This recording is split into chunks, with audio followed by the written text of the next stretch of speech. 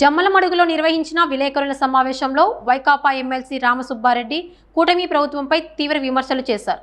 మంత్రి లోకేష్ కడప జిల్లా పర్యటనలో గండికోట ముంపు గ్రామాల సమస్యలపై ఎలాంటి హామీ ఇవ్వకుండా అవాస్తవాలు మాట్లాడారని ఆరోపించారు. విద్యుత్ ఛార్జీలు పెంచలేదని కూటమి నేతలు చెప్పడం హాస్యాస్పదమని, ఇంధన సర్ఛార్జ్ పేరుతో ప్రజలపై వేల కోట్ల భారం మోపారని విమర్శించారు.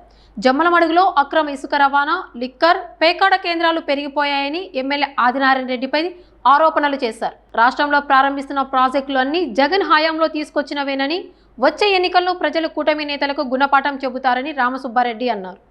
కూటమి నాయకులు ముఖ్యంగా గౌరవ మంత్రివర్యులు లోకేష్ గారు, అదేవిధంగా విద్యుత్ శాఖ మంత్రి గొట్టిపాటి రవికుమార్ గారు, వారితో పాటు స్థానిక శాసనసభ్యులు కానీ తెలుగుదేశం పార్టీ అధ్యక్షులు భూపేశ్ రెడ్డి గారు, వీళ్ళందరూ కలిసి నేను ఒక కార్యక్రమంలో పాల్గొనడం జరిగింది. SAEL MPH solar power limited company ఒకటి సోలార్ పవర్ ప్రాజెక్టు పూర్తి చేయడం, దాని ఇనాగరేషన్ ఫంక్షన్కు లోకేష్ గారు ఇక్కడికి రావడం జరిగింది. ఈ సందర్భంగా వాళ్ళు మాట్లాడుతూ పచ్చాబద్దాలు, ఎక్కడ కూడా వాస్తవాలు మాట్లాడట్లేదు. ఏదన్నా ఉంటే జగన్మోహన్ రెడ్డి గారి మీద బురద తల్లి డైవర్షన్ పాలిటిక్స్ చేస్తున్నారు తప్ప వాస్తవాలు చెప్పట్లేదు. నేను ఒకటే మనవి చేస్తున్నా, ఈరోజు SAEL ప్రైవేట్ లిమిటెడ్ కూడా 2023లోనే సెంట్రల్ గవర్నమెంట్లో పార్టిసిపేట్ చేయడము, వాళ్ళు పవర్ ప్రాజెక్ట్ పెడతామని చెప్పి పోయిన గవర్నమెంట్లో కూడా వీళ్ళు జగన్మోహన్ రెడ్డి గారు ముఖ్యమంత్రి ఉన్నప్పుడే ప్రాసెస్ అంతా స్టార్ట్ అయింది. ఈరోజు పూర్తి అయింది, దాన్ని చేస్తామని చెప్తున్నారు, దాన్ని మేమే చేసినామని చెప్పడం. అదేవిధంగా ఈరోజు చూస్తే అక్కడ రైతుల అక్కడ కొండాపురం వచ్చినప్పుడు ఆ పవర్ ప్రాజెక్టు ఇనాగరేషన్లో గొట్టిపాటి రవికుమార్ గారు పవర్ మినిస్టర్గా మాట్లాడుతూ లోకేష్ గారు కానీ విద్యుత్ ఛార్జీలు ఒక్క రూపాయి కూడా ప్రజల మీద భారం వేయలేదు, వినియోగదారుల మీద మేమేదో తగ్గిస్తామని చెప్పి చెప్తా ఉన్నారు.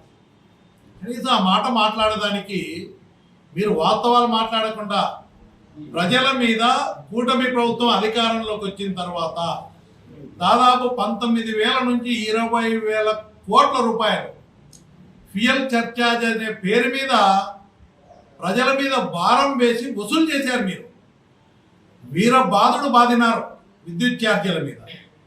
వినియోగదారులకు రేట్లు పెంచలేదని అబద్ధాలు చెప్తూ ఈరోజు ఏ పద్ధతులు అయితే బాధేదానికి ఈరోజు ఫ్యూయల్ సర్ఛార్జ్ కింద 20,000 కోట్ల రూపాయలు ప్రజల నుంచి మీరు అక్రమంగా బలవంతంగా వసూలు చేసినారు. వీరబాదుడు బాధినారు విద్యుత్ ఛార్జీలతో. దీని మీద ప్రతి వినియోగదారుడి మీద ఈ 2 ఏళ్లలో కొన్ని వేల రూపాయలు అదనంగా భారం మోపి బలవంతంగా వసూలు చేశారు మీరు విద్యుత్ ఛార్జీల పేరు మీద, సర్ఛార్జీలు అని చెప్పి. ఈరోజు ఇన్ని వేల కోట్లు భారం వేసి బలవంతంగా వసూలు చేస్తే విద్యుత్ శక్తి నియంత్రణ మండలిని కూడా తప్పు పట్టింది. ఒక 1000 కోట్లు అనవసరంగా మీరు బలవంతంగా ఇన్ని వసూలు చేశారు, వెనక్కి ఇవ్వండి కూడా చెప్పింది. ఈరోజు ఎక్కడ వెనక్కి కూడా ఇచ్చిన పరిస్థితి లేదు. ఈరోజు సోలార్ పవర్ ప్రాజెక్టు చేసినారు. ఆ రోజు జగన్మోహన్ రెడ్డి గారు ఈ గ్రీన్ ఎనర్జీ కింద సోలార్ పవర్ ప్రాజెక్టు రావాలని చెప్పి ముఖ్యమంత్రిగా ఉన్నప్పుడు ప్రైవేట్ ల్యాండ్స్ కానీ గవర్నమెంట్ ల్యాండ్స్ కానీ లీజుకి ఇవ్వాలా, ప్రతి రైతుకు కూడా 32,000 రూపాయలు లీజ్ ఇచ్చే విధంగా 30 సంవత్సరాలకు ఆ రోజు ప్రభుత్వం కూడా నిర్ణయం తీసుకొని ప్రైవేట్ ల్యాండ్స్ కూడా ఇప్పుడు ఈరోజు SAEL కంపెనీ వచ్చిందంటే ఆ రోజు జగన్మోహన్ రెడ్డి గారి నిర్ణయాల వల్లనే ఈరోజు అన్ని రావడం జరిగింది. జగన్మోహన్ రెడ్డి గారు ముఖ్యమంత్రి ఉన్నప్పుడే ఈ కంపెనీ రావడం జరిగింది. ప్రాసెస్లో కంపెనీ స్టార్ట్ అయింది, తర్వాత ఇప్పుడు పూర్తి చేయడం జరిగింది. ఈరోజు ఇంకొకటి, ఈరోజు అదానీ పవర్ ప్రాజెక్టు చూస్తున్నాం మనం. మీరు చూస్తే అదానీ పవర్ ప్రాజెక్ట్ కింద ఈరోజు మనం హైడల్ ప్రాజెక్టు అదానీది వస్తూ ఉంది. పంపుడు స్టోరేజ్ కింద కొండాపురం మండలంలో కొన్ని వేల కోట్ల రూపాయలు పెట్టుబడి పెట్టే విధంగా హైడల్ పవర్ ప్రాజెక్టు తీసుకొచ్చింది ఎవరు? అదాని వాళ్ళ ప్రాజెక్ట్ వచ్చింది జగన్మోహన్ రెడ్డి గారు తీసుకొచ్చారు. అదేవిధంగా కర్నూలులో తీసుకొచ్చింది ఎవరు? వేల కోట్ల రూపాయలు పెట్టి బ్రహ్మాండంగా ఉంది అని పవన్ కళ్యాణ్ అందరూ కూడా పొగిడినారు. ఎవరు జగన్మోహన్ రెడ్డి గారు తీసుకున్న నిర్ణయాల వల్ల. ఈరోజు కొండాపురం మండలంలో అదాని వాళ్ళది ఈరోజు పంపు స్టోరేజ్ పవర్ ప్రాజెక్ట్ వస్తుంది కొన్ని వేల కోట్ల రూపాయల పెట్టుబడితో. ఈరోజు ఎన్ని జగన్మోహన్ రెడ్డి గారు చేశారు. ఇక్కడ స్టీల్ ఫ్యాక్టరీ జేఎస్డబ్ల్యూ కింద జమ్మలమడుగులో జేఎస్డబ్ల్యూ సజ్జన్ జిందాల్ గారిని తీసుకొచ్చి ఒప్పించి 8,800 కోట్ల రూపాయలు పెట్టుబడి పెట్టి జమ్మలమడుగు నియోజకవర్గంలో స్టీల్ ఫ్యాక్టరీ నిర్మాణం చేసేదానికి ఆయన ఒప్పించి తీసుకొచ్చారు. ఈరోజు దశాబ్దాల నుంచి మనం అనుకుంటున్నాం రావాలని. అది కళ, రాజశేఖర రెడ్డి గారి కళ నెరవేర్చాలని చెప్పి జగన్మోహన్ రెడ్డి గారు ఒక చిత్తశుద్ధితో జిందాల్ స్టీల్ ఫ్యాక్టరీకి ఫౌండేషన్ 2000 ఆ రోజు జగన్మోహన్ రెడ్డి గారు 23లోనే వేయడం జరిగింది ఫిబ్రవరిలో. తర్వాత అన్ని పర్మిషన్లు తీసుకొచ్చారు జగన్మోహన్ రెడ్డి గారు.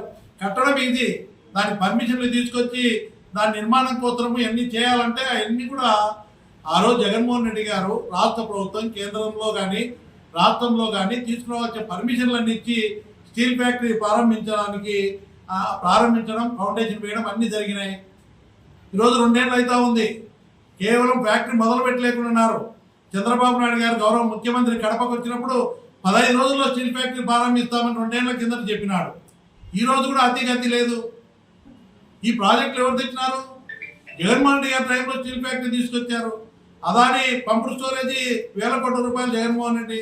ఎస్ఏఎల్ కంపెనీ కూడా జగన్మోహన్ రెడ్డి గారి టైంలోనే ఇవన్నీ వచ్చినాయి. కాబట్టి ఇవన్నీ కూడా డెవలప్మెంట్ చేస్తూ ఉన్నారు. సంవత్సరాలు అవుతూ ఉంటే ఈరోజు కొండాపురం వచ్చినారు. అక్కడ ఏదైనా ముంపువాసులు అందరికీ కూడా ఎదురు చూస్తూ ఉన్నారు. ఎన్నికల ముందు జగన్మోహన్ రెడ్డి గారు ప్రతి ఆర్ఆర్ ప్యాకేజీ కింద నిర్వాసితులు ఎవరైతే ఉన్నారో గండికోట ప్రాజెక్టు కింద 22 గ్రామాల్లో ప్రతి ఒక్క నిర్వాసితునికి 10 లక్షల రూపాయలు నేను ఆర్ఆర్ ప్యాకేజీ కింద చెల్లిస్తానని చెప్పి దాదాపు 10,000 మంది నిర్వాసితులకు 10 లక్షల రూపాయల చొప్పున చెల్లించడం జరిగింది, 1,000 కోట్ల రూపాయలు. తర్వాత అంతకుముందు 6,75,000 ఇచ్చినటువంటి నిర్వాసితులు 14 గ్రామాల్లో దాదాపు 9,000 మంది నిర్వాసితులు ఉన్నారు. వాళ్ళకు కూడా ఇస్తానని చెప్పి 3,25,000 బ్యాలెన్స్ ఇస్తానని చెప్పి జీవో ఇష్యూ చేయడం జరిగింది. ఎలక్షన్ ముందు డబ్బులు కూడా రిలీజ్ చేస్తే ఎలక్షన్ కోడ్ రావడం వల్ల 160 కోట్లు రిలీజ్ చేసినారు. ఎలక్షన్ కోడ్ రావడం వల్ల డిస్ట్రిబ్యూట్ చేయలేకపోవడం జరిగింది. ఈరోజు ఎన్నికల ముందు ఏం చేశారు? ఇదే చంద్రబాబు నాయుడు గారు కానీ గౌరవ మంత్రి నారా లోకేష్ గారు కూడా పాదయాత్ర వచ్చినప్పుడు పాదయాత్రలో ముప్పువాసులు చెప్పినారు, మాకు 10 లక్షల రూపాయలు 3,25,000 ఉంది అని చెప్పడం. నేను అన్నీ కూడా ఆదినారాయణ రెడ్డి గారు కూడా 10 లక్షలు కాదు, మీ అందరికి కూడా ప్రతి ఒక్కొక్కరికి 2 లక్షలు అదనంగా ఇస్తామని చెప్పి ఈ 3,25 కాకుండా ఎన్నికల్లో ప్రచారం చేసినారు, పాంప్లెట్స్ పంచినారు. ఆయన మా బీజేపీ గవర్నమెంట్లో 40 లక్షల కోట్ల డబ్బు ఉంది, దండిగా ఉంది, మీకు 2 లక్షలు ఇవ్వడం పెద్ద సమస్య కాదు అని చెప్పి ప్రచారం చేసి మైక్ పట్టుకొని ప్రచారం చేశారు భూపేష్ రెడ్డి గారు కానీ ఆదినారాయణ రెడ్డి గారు. దాని అతిగతి లేదు. నేను కౌన్సిల్లో ముంపు వాసులకు చాలా ఇబ్బందుల్లో ఉన్నారు. ఆ రోజు వాళ్ళ భూములకు కూడా 1,00,000 రూపాయలు మాత్రమే మనం డబ్బు ఇచ్చాము. ఈరోజు భూములు కొనాలంటే 25 లక్షల రూపాయలు పెడితే కానీ భూములు కొనే పరిస్థితి లేదు. అదే తక్కువ రేటుకు భూములు ఇచ్చినారు. గ్రామాలు వదిలిపోయి వేరే గ్రామంలో నివాసం ఉంటున్నారు. వాళ్ళకు బతుకు తెరవే లేదు. అక్కడ బతికేదానికి ఏ ఆధారం లేదు. ఆ రోజు ఇల్లు కట్టుకున్నారు, అప్పులు చేసి ఇల్లులు కట్టుకున్నారు. ఈరోజు చాలా కష్టాల్లో ఉన్నారు. మీరు మాట చెప్పినారు, జగన్మోహన్ రెడ్డి గారు జీవో ఇష్యూ చేశారు, మీరు ఇంకా 2 లక్షలు అదనంగా ఇస్తామని చెప్పారు. అవన్నీ ఇవ్వమని కౌన్సిల్ అడిగారు. ఇరిగేషన్ మినిస్టర్ గారు మాట్లాడేటప్పుడు ఆన్సర్ ఇచ్చేటప్పుడు కౌన్సిల్లో లోకేష్ గారు పక్కనే ఉన్నారు. నేను లోకేష్ గారికి కూడా విజ్ఞప్తి చేసిన ఆ రోజు గౌరవ మంత్రి గారు లోకేష్ గారు కూడా చెప్పిన, ముంపు వాసులు చాలా కష్టాల్లో ఉన్నారు, మీరు ఎన్నికల ముందు హామీ ఇచ్చినారు, మీరు 10 లక్షలు కాదు ప్రతి నిర్వాసితునికి అదనంగా 2 లక్షలు ఇస్తాము, 3,25,000 బ్యాలెన్స్ ఏదైతే ఉందో ఎక్స్గ్రేసియా దాన్ని కూడా 500 కోట్లు చెల్లిస్తాము, మొత్తం 1,000 కోట్ల దాకా ఇస్తామని ఎన్నికల్లో ప్రచారం చేసినారని చెప్పి నేను అడిగితే, మీరిచ్చిన జీవో మీరు మాట ఇస్తే మేము ఎందుకు చేయాలా అని చెప్పి చేయమని చెప్పి ఆ కౌన్సిల్లో ఆ రోజు మంత్రి గారు మాట్లాడినారు. ప్రజలను మోసం ఎవరు చేస్తున్నారు? ఆదినారాయణ రెడ్డి మాటలు చెప్తున్నారు. ఆ రోజు మీరే ఎన్నికల ప్రచారంలో చేసినారు ఇస్తామని చెప్పి. మీ కూటమి ఎమ్మెల్యే అభ్యర్థి కానీ భూపేష్ రెడ్డి గారు కానీ మీరు కానీ అందరికీ మాట చెప్పినారు. ఎన్నికలు అయిపోతారో ఆ ఊసేలేదు, వాళ్ళని పట్టించుకోవడం లేదు, ఓట్లు అయిపోయిన తర్వాత. ఈరోజు నిన్న ఆదినారాయణ నేను గట్టిగా మాట్లాడతా, రాజీనామా చేస్తా అని చెప్తాను స్టేజ్ మీద అన్నాడు. ఏం చెప్పినాడు? కారులో మాట్లాడినాడని చెప్పినారు లోకేష్. ఆదినారాయణ రెడ్డి, భూపేష్ ఇద్దరు కారులో చెప్పినారు అని చెప్పినాడు. స్టేజ్ మీద నా కారులో విషయం చెప్పినారు.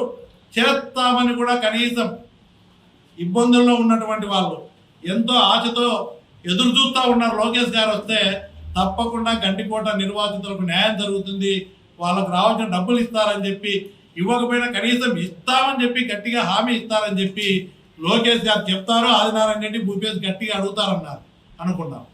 కానీ నోరు రావట్లేదు. ఏదో కారులో చెప్పినారంట. కారులో చెప్పుకుంటే ఏమొస్తుంది? మీ ఇద్దరు మాట్లాడుకుంటే కారులో ఏం చెప్పినారు? బహిరంగంగా కౌన్సిల్లోనే ఇవ్వమని చెప్పినారు లోకేష్ గారు. కారులో అదే చెప్పినారు. మళ్ళీ మభ్యపెట్టే మాటలు చెప్తున్నారు. ఈరోజు ఇస్తామని కూడా ఒక ప్రకటన కూడా చేయకుండా నిర్వాసితుల్లో అందరినీ నిరుత్సాహపరిచే విధంగా ఉంది తప్ప మీ పర్యటన ఏం లేదు. డబ్బులు లేవు. 3,50,000 కోట్లు అప్పు చేసినారు. ఈరోజు వచ్చి 2 ఏళ్ళు కూడా కాలేదు, 2 సంవత్సరాలు పూర్తి కాలే. 3,50,000 కోట్ల పైన అప్పులు చేసినారు. సూపర్ 6 లేదు, సూపర్ 7 లేదు, ఏ పథకం కూడా ఇంకా అమలు చేయలేదు. పథకాలు ఆడబిడ్డ నిధి లేదు, నిరుద్యోగ వృత్తి లేదు, 50 ఏళ్ళకు పెన్షన్ లేదు. ఇచ్చిన గ్యాస్ సిలిండర్ 3 సిలిండర్లు అన్నారు, 3 సిలిండర్లు ఇవ్వడం లేదు. Gas rate పెంచేసినారు.